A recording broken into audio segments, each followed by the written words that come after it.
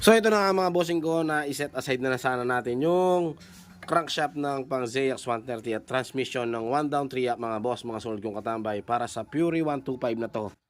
By conversion, kung matatapos natin to, aabot siya ng 161cc mga solid kong katambay.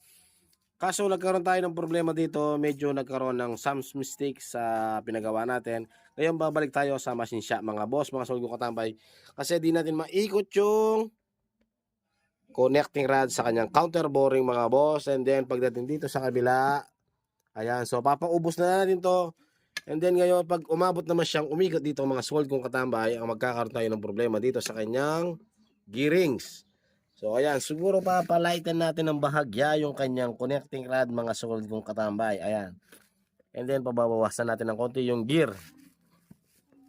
Alright mga boss, so balik tayo kay Boss Joey Medina mga boss, para i-update ko kayo doon, and then papagawa natin to. Alright, para masara natin ngayon, let's go! A few moments later.